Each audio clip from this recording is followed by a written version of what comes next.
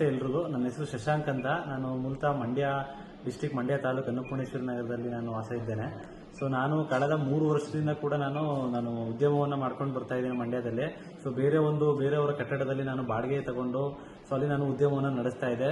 ನಾನು ನನ್ನದೇ ಸ್ವಂತ ಜಾಗದಲ್ಲಿ ನಾನೊಂದು ಉದ್ಯಮವನ್ನು ಕಟ್ಟಡವನ್ನು ಕಟ್ಟಿ ಅದರಲ್ಲಿ ನಾನು ನನ್ನ ಬಿಸ್ನೆಸ್ನ ಇಂಪ್ರೂವ್ಮೆಂಟ್ ಮಾಡಬೇಕು ಅಂತ ಅನ್ಕೊಂಡ ಸಂದರ್ಭದಲ್ಲಿ ನನಗೆ ಕೊಟ್ಟಿದ್ದ ಸಲಹೆ ಏನಂದ್ರೆ, ಈಗ ಕನ್ವರ್ಷನ್ ಮಾಡಿಸ್ಬೇಕಾಗುತ್ತೆ. ಎಲ್ಲ ವಿವಿಧ ಇಲಾಖೆಗಳಿಗೆ ನಾನು ಪ್ರತಿಯೊಬ್ಬ ಅಧಿಕಾರಿಗಳ ಹತ್ರನೂ ಅವ್ರ ರೂಮ್ ಹೋಗಿ ನನ್ನ ಅರ್ಜಿಯನ್ನು ನಾನು ಸ್ವೀಕರಿಸಿ ಅವ್ರ ಹತ್ರ ಕೇಳಿ ನಾನು ಅಪ್ರೂವ್ ಮಾಡಿಸ್ಕೋಬೇಕಾಗುತ್ತೆ ಅಂತ ಹೇಳಿದ್ರು.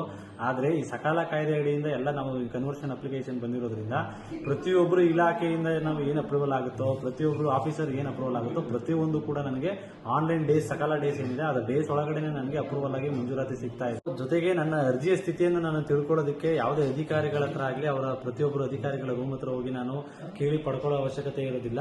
ಸೊ ಸಕಾಲ ಕಾಯ್ದೆ ಅಡಿಯಲ್ಲಿ ನಮ್ಮ ಅರ್ಜಿಯ ಸ್ಥಿತಿ ಎಲ್ಲಿದೆ, ಯಾವ ಅಧಿಕಾರಿ ಹತ್ರದಲ್ಲಿ ಯಾವ ಹಂತದಲ್ಲಿದೆ ಅಂತ ಹೇಳಿ ನಮಗೆ ಮೊಬೈಲಲ್ಲೇ ಕೂಡ ಎಲ್ಲ ಇನ್ಫಾರ್ಮೇಶನ್ಸ್ ಕೂಡ ಸಿಗ್ತಾ ಇದೆ. ಸೊ ಹಾಗಾಗಿ ಸಕಾಲ ಕಾಯ್ದೆಯಿಂದ ನನಗೆ ತುಂಬಾ ಅನುಕೂಲ ಆಗಿದೆ.